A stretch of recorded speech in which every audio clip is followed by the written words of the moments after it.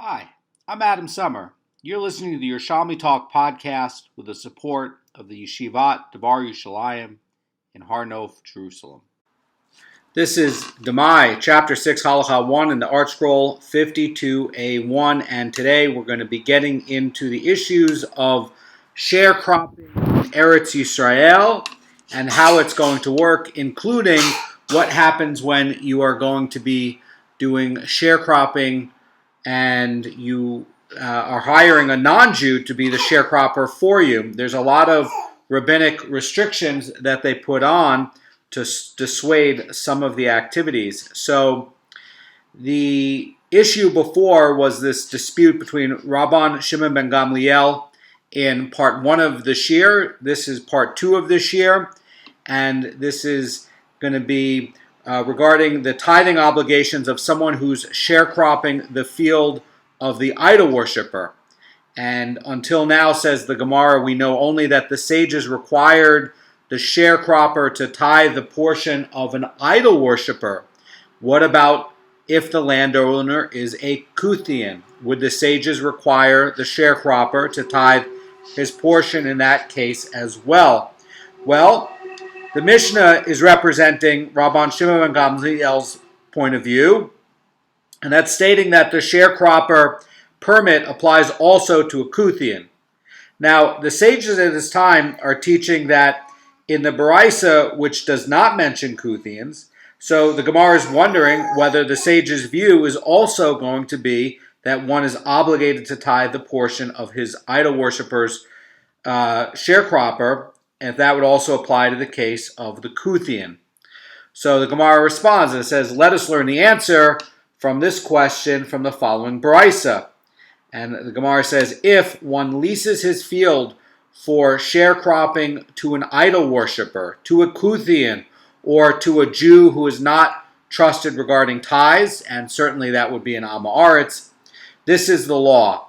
Although the crop had not yet reached the tithing stage when it came into the sharecropper's possession, the landowner must still separate the tithes on the sharecropper's behalf once it reaches the tithing stage. Wow, what a shock. So in the case of a Jew who's negligent regarding tithes, says the Chazan Ish in his Demai 14.2, the decree is intended to protect potential purchasers of this produce who might mistakenly assume that the sharecropper separated the tithes. And also, it's to protect the sharecropper himself from transgressing the tevel prohibitions.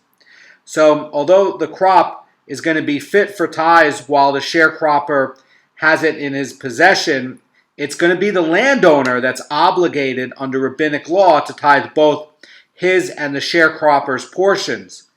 And the Vilna Goan points out, in the case of idol worshippers and Kuthians, this decree is instituted to penalize landowners who violated the prohibition to lease land in Eretz Yisrael to idol worshippers and to encourage them to lease land to Jews instead. Now, the tithing stage, that, says the Vilna Goan, is the point where the crop becomes fit to have the tithes separated. But by saying that the crop has not yet reached the tithing stage when it enters the sharecropper's possession, the Baraisa means that it became fit for tithing under his care. And we know that Amoratzim, most of them who are going to do tithes, but this is really referring to somebody who's really suspected or known of negligence regarding tithing. And really, there's a verse in Devarim 7:2. It says, you shall not give them a holding in the land. And this, the rabbis are extending as a prohibition to include leasing as well as selling. So the Baraisa is basically talking about a case where somebody disregarded this rabbinic prohibition and they're leasing the field to them anyway. And basically, as the Vilna Gaon is pointing out, that the rabbis extended from this passage in Devarim in 7:2, and basically saying that you can't lease to the idol-worshipping landowner. You're the landowner. You can't lease to an idol-worshipping sharecropper. You're not supposed to give them any holding in the land. And that also implies not giving them this kind of contract and instead going and finding a Jew for that. So the Gemara is going to continue. And again, that's really a surprising Hiddush. The surprising Hiddush is that the landowner, while it's still attached, has to come and shoulder the burden of the tithes. That is very expensive to do. And the Gemara continues, says, if one leases his field for sharecropping to the Amma Aretz, this is the law. Again, in the last case, you're talking about somebody who's really suspected of not taking out tithes at all. This is really an Amma Aretz who is assumed to be taking out some of the tithes. This is the law, says the Brisa. If the sharecropper took possession before the crop reached the tithing stage, the landowner need not separate tithes on the sharecropper's behalf. And that's because the Brisa differentiates between a person who is negligent regarding tithes and the ordinary Amma Aretz. And if the sharecropper is going to be negligent, the rabbis are fearing that he would neglect the tithes, and they want to protect him and the customers from the consequences of getting tevel. So they're decreeing that the landowner must separate the tithes from the portion. But if the sharecropper is a regular Amma Aretz who's going to be taking out at least the Truma Gedola, so it's not definite tevel, since most of the Amoratzim do separate tithes, the rabbis are not going to include the Amma Aretz in that decree where the landowner has to go shoulder all of that burden. So you have a lot of sharecroppers, you have a lot of Amoratzim who might be taking out all of the tithes. It's just not all of them do.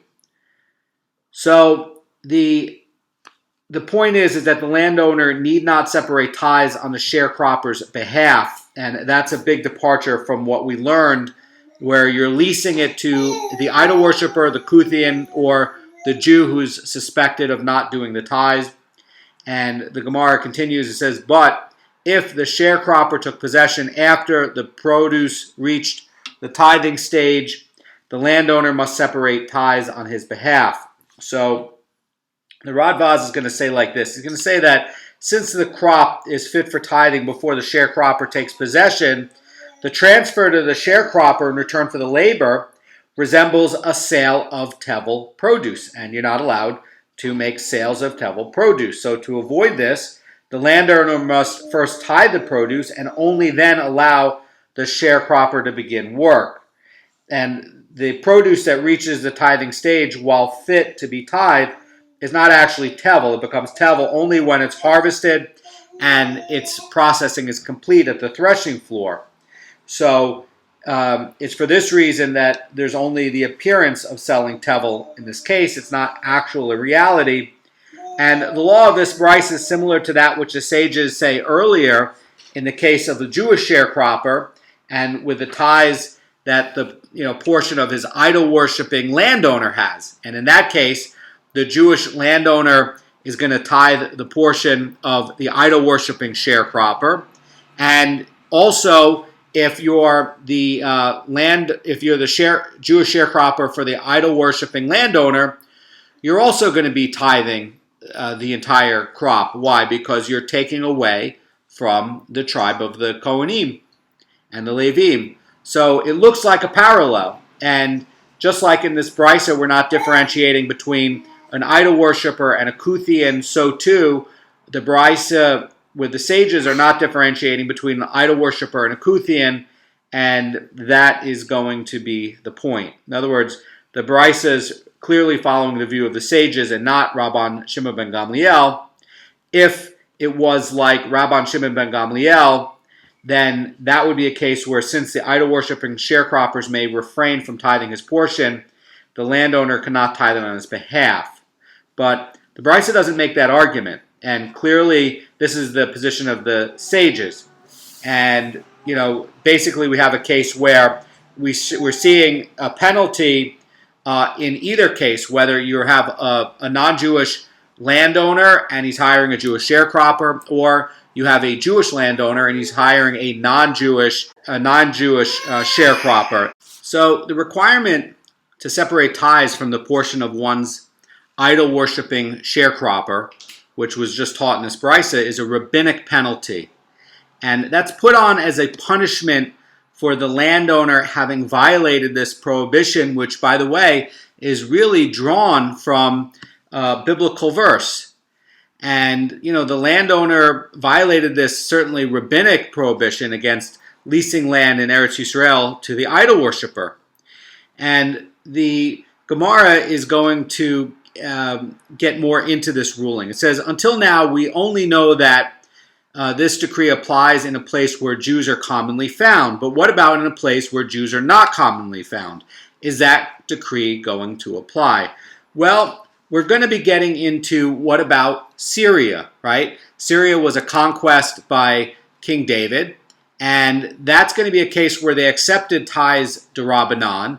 And there's a suffix as to whether the land over there is going to have kedusha, so that it's going to produce product and grain in a way where it's going to require tithes, and require tithes that if you didn't tithe it, it would be tevel, definite tevel. And it would be a case where, there's not as many Jews up there in Syria. And what if you're a landowner there? And then, who else is going to work the land except for the non-Jews? Are you going to be able to make that lease? That's where we're going to be going with this. Now, certainly in a place where Jews are commonly found, you're not allowed to do this. But what about a place not found? So the point is that in an area devoid of Jews, this prohibition to lease to idol worshippers might not apply. And certainly, the case where the rabbis, would not have levied that penalty, but they're wondering, they want to get more into a case where, that's going to be. Now, the Vilna Goan says about this that the requirement to tithe an idol worshipper's sharecropping portion is intended to penalize one's violation of this prohibition to lease land in Eretz Yisrael to an idol worshiper, and to encourage someone to lease the land to a Jew instead. But what about in a place where there's not a lot of Jews to lease the land? I mean, you have to have Jews that actually want to do this kind of work. And if you don't have a lot of people, maybe you can't find somebody to do this kind of work, and you might miss the season. So the Gemara is going to give several rulings. It's going to resolve this. It's going to say, let us learn the answer from the following occurrence. Rabbi Simon owned fields in Har HaMelech, which is an area that few Jews lived in at that time. And he asked Rabbi Yochanan whether it was permitted to lease the fields to idol-worshipping sharecroppers. And Rabbi Yochanan said to him, let the fields lie desolate. In other words, do not lease them to the idol worshiper. Rabbi Yochanan, according to his position, is that it is prohibited to lease land in Eretz Yisrael proper to idol worshippers, even if there are not Jews there with which to replace them. One does not lease to an idol worshiper under these circumstances, and they're obligated, if they did that, to tithe the sharecropper's portion, since he violated this prohibition. Rabbi Simon posed the question to Rabbi Yeshua ben Levi, and Rabbi Yeshua ben Levi permitted him to lease the fields to the idol worshippers. So Pnei Moshe says about this, since the leasing is permitted, there are no grounds to inflict the tithing penalty on the lesser. Thus, he need not tithe the idol worshippers' sharecropping's portion. So the Gemara is going to explain Rabbi Yeshua ben Levi's surprising reason. Rabbi Yeshua ben Levi holds that a place where Jews are not found, in a place like Syria, where Jews are scarce, and one is therefore permitted to lease fields to idol worshippers. So this permit to lease to idol worshippers in Syria, this is a maloket tanayim. According to Rabbi Meir, it's prohibited. You can't do it. According to Rabbi Yosei, it's permitted. And Rabbi Yeshua ben Levi is going to be following Rabbi Yosei. And the reason that it's permitted, according to Rabbi Yosei, is that the Jews are not commonly found in Syria. And since only idol worshippers are available to work the field there, you can lease it to them. And in this ruling, Rabbi Simon And Rabbi Yeshua ben Levi is demonstrating that this permit is not limited to Syria, but could also even apply to Eretz Yisrael in a place where Jews are scarce. Now, the Yerushalmi's explanation of why Rabbi Yossi permits leasing to the idol worshiper in Syria is at odds with the Bavli. In the Bavli, it's going to have this dispute between Rabbi Meir and Rabbi Yossi like this. It's going to say Rabbi Meir holds that King David's conquest of Syria was a national conquest, and because of that, Syria becomes a full-fledged part of Eretz Yisrael, and therefore selling land in Syria to an idol worshiper is biblically prohibited. The rabbis are going to be prohibiting that rental as well, and because it could get into selling. Rabbi Yossi, on the other hand, is going to be holding that King David's conquest was not national but a personal conquest, and therefore Syria is not a full-fledged part of Eretz Yisrael, and then that prohibition to sell land there is just a rabbinic decree. And then, you have a rabbinic decree on a rabbinic decree. In other words, the land is a rabbinic decree, and this is a rabbinic decree, and then the tithing it on something that's going to be suffic anyway is going to be a rabbinic thing. So that's how you're going to be getting to Rabbi Yossi's position, the Tana Rabbi Yossi's position, that you can lease to the non-Jew in Syria. Now, the rabbis did not institute a further decree against renting in Syria because this would be a decree on a decree, and that's not done. Now, according to the Yerushalmi, it's going to have a different logic for that. Rabbi Yossi is going to be permitting renting in Syria because Jews are scarce there, and the decree against renting was not instituted in places where Jews are scarce. So you do have a disagreement between the Bavli and the Yerushalmi. The Chazan Ish, by the way, says that there is no disagreement between the Bavli and the Yerushalmi, and if you want to take a look at his Demai 14.3, you can see how it works it out. But others, like Rabbi Kanievsky in Derech Hamuna 622, are saying that there is actually a dispute between Bavli and Yerushalmi. So Rabbi Yochanan holds that a place where Jews are not found is a place like Syria, and that's going to be a place where Jews are scarce. And therefore, if Jews are scarce, you're going to be allowed to do that kind of lease.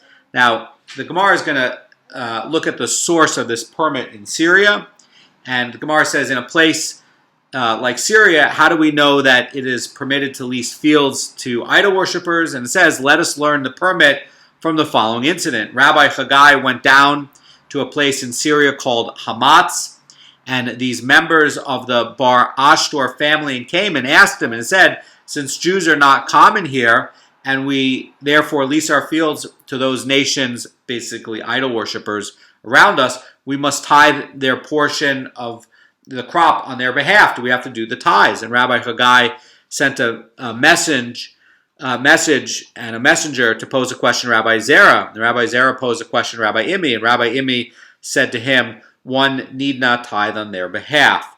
Now, the question is, are you not having to tithe over there in Syria because there's like the Bar Ashtor family saying that there's just not a lot of people to lend to do the sharecropping to?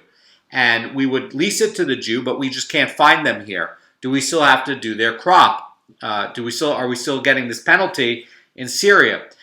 Are you getting that penalty because it's like what the Bavli is saying, and it's an issue of the land not having the sanctity, and then because the land doesn't have the sanctity, then the tithes are going to be d'Rabbanan, and then this is a d'Rabbanan on a d'Rabbanan because this restriction is a d'Rabbanan restriction, and then so you have this d'Rabbanan on a d'Rabbanan issue.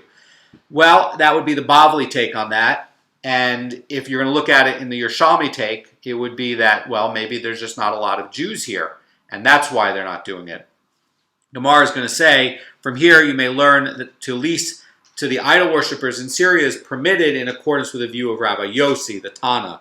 So again, we're not sure if it's going to be because it's going to be like the Bavli version or because it's going to be the Yerushalmi version. And, the question is, would that also be applying in Eretz Yisrael as well if there's an area where there's not a lot of Jews or a time when there's not a lot of Jews? Rabbi Yochanan, by the way, says no, you can't do it. The Gemara is going to give another ruling that demonstrates the permit to lease to idol worshippers in Syria. This is not Eretz Yisrael, this is Syria. So, it says from this incident, for Rabbi Hanina, the son of Rabbi Abahu, says, father had an incident with a field he owned in Syria, and he sent messengers to ask Rabbi Chia, Rabbi Yasa, and Rabbi Imi whether he might lease it to the idol worshippers. And they ruled for him that leasing is permitted in accordance with the view of the Tana Rabbi Yossi. The Gemara concludes that this implies, with regard to tithing on the sharecropper's behalf, that we do not tithe on their behalf. Now, the purpose of the penalty is to prevent and to penalize leasing the field to the idol worshiper. It does not apply where this leasing is going to be allowed. So if the leasing is going to be allowed, then you don't have to worry about the penalty. Now, notice that this conversation is talking about Syria. It has not been talking about the landowner in Eretz Yisrael. And in all of these cases, it's just been talking about the ruling over there in Syria. Now, Rabbi Yochanan ruled that this is going to be the case in Eretz Yisrael. Rabbi Yeshua ben Levi is saying, and he's pulling from Rabbi Yossi's opinion, that in a time or a place where there's not a lot of Jews, that you can even rent to them, and that rabbinic penalty would not take place.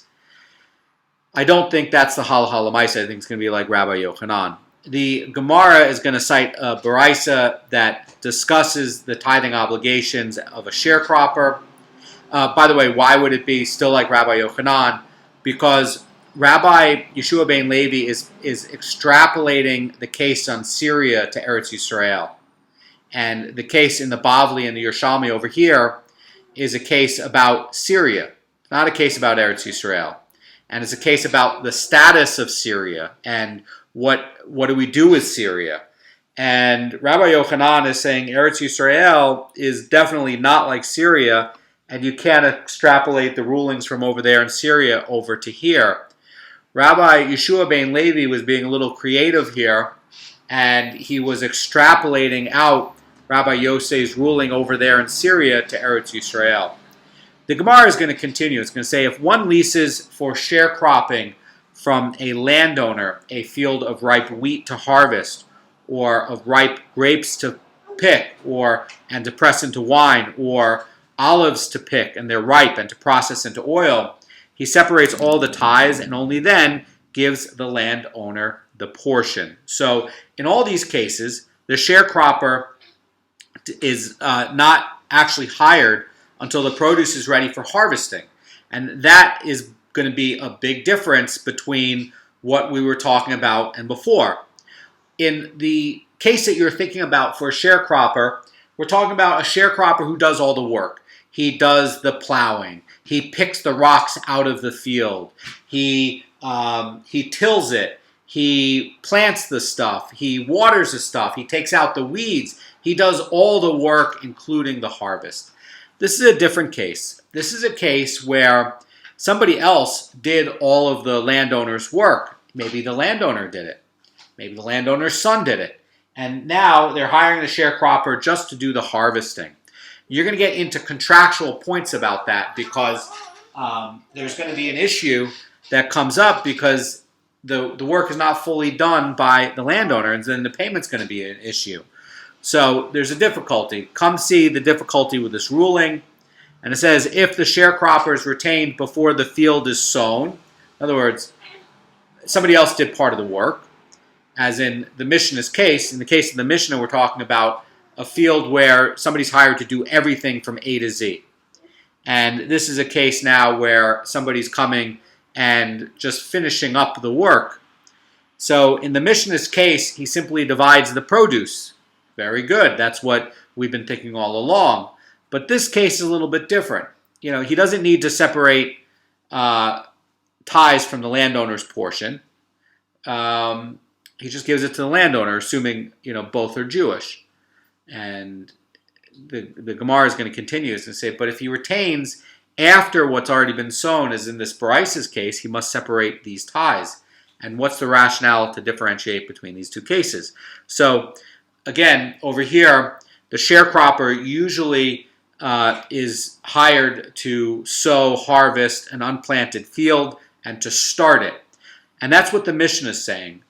And over there, he doesn't need to take the tithes from the landowner's portion. But this Bryce's case is different. He's saying that it's already been sown, it's already been weeded, it's already, everything's been done. It just need to harvest it and process it.